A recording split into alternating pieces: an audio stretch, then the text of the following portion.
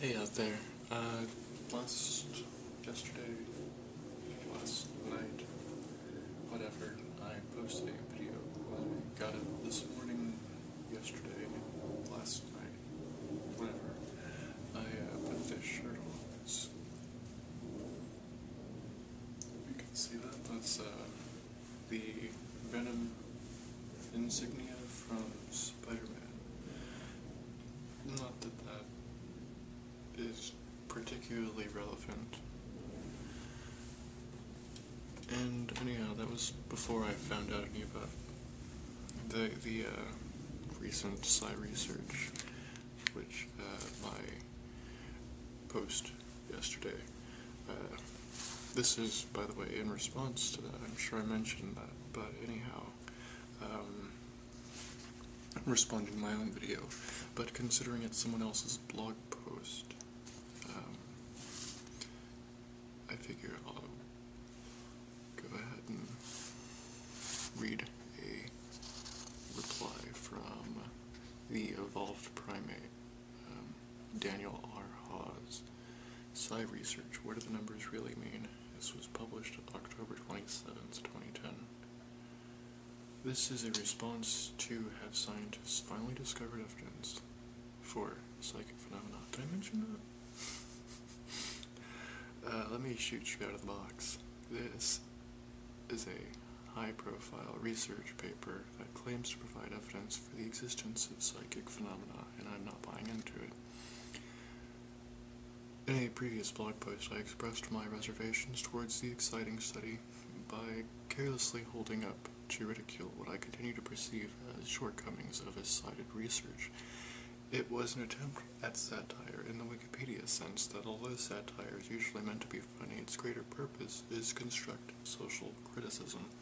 Given a flurry of hostile comments in response to this aforementioned post, I have come to terms with the fact that I will likely never make a living as a skilled satirist, but given the ambitions in the field of science, I'd be damned if I didn't make another attempt of communicating my constructive criticism.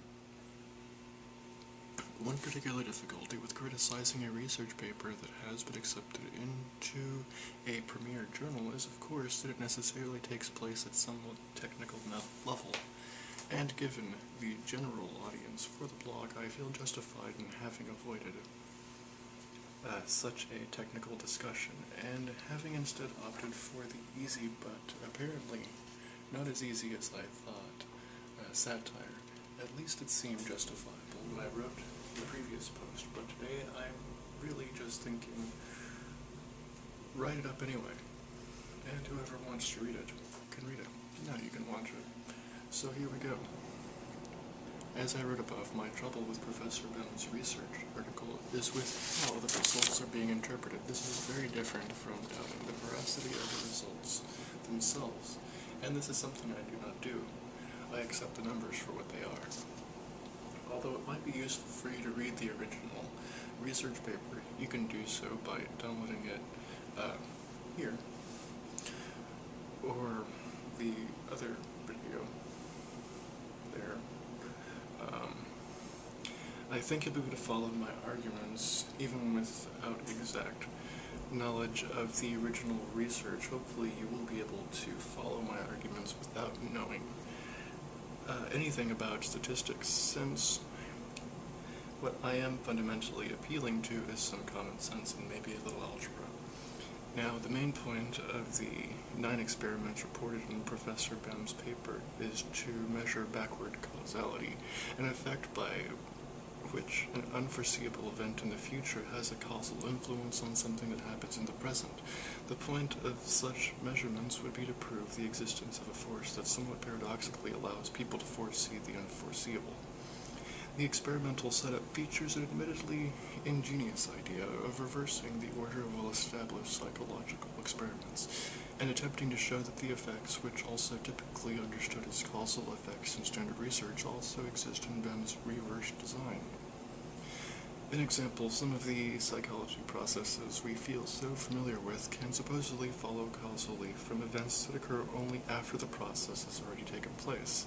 This is Bem's idea in a nutshell, And as an avid comic book reader, I cannot help but to draw a comparison to Spider-Man's ability to sense danger before it arrives, only with the difference that the fictional character's superpowers are based on his acute awareness of his surroundings, while the superpowers investigated in Bem's research are explicitly removed from any possibly predicting stimuli. Spidey has superpowers.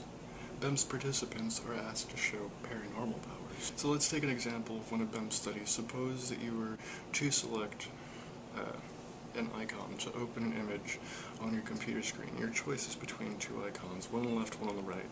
While you are thinking about your choice, your computer flashes randomly a sexually explicit picture on the left half of your computer screen really fast, so you don't really notice. The prediction from psychological theory is that the so-called priming with the sexual image will make you more likely to choose the left icon when asked to choose.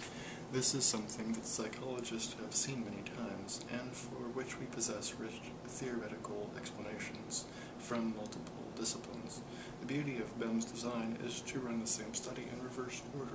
Your computer does not flash any picture, but you simply choose one of the icons on the computer screen. Then after you have made your choice, the computer randomly flashes a sexually explicit picture onto the screen. The magic reverse causality is that, according to Bem, randomness will favor the spot of your chosen icon for where the computer will flash the erotic image. It is priming with a sexually explicit picture, only in reverse. So the experimental design is as clever as it is simple. Just let people choose an icon, see where the priming stimulus appears, and see whether the two appear together more often than would be expected by chance. In this a simple paradigm, and yet it is precisely where the problems creep in. Problems I will now do my best to explain, as in plain language as possible. Suppose that your choice and the computer's random assignment of the sexually explicit picture were totally independent of each other. In particular, assume that there were no backward causality as claimed by Bem. In this case, you would expect your choices and the computer's random assignments to overlap roughly 50% of the time. However, it is important to understand that although you expect the average overlap to be precisely 50%, your expectation of actually measuring the overlap is 50% is going to be 0 for all practical purposes.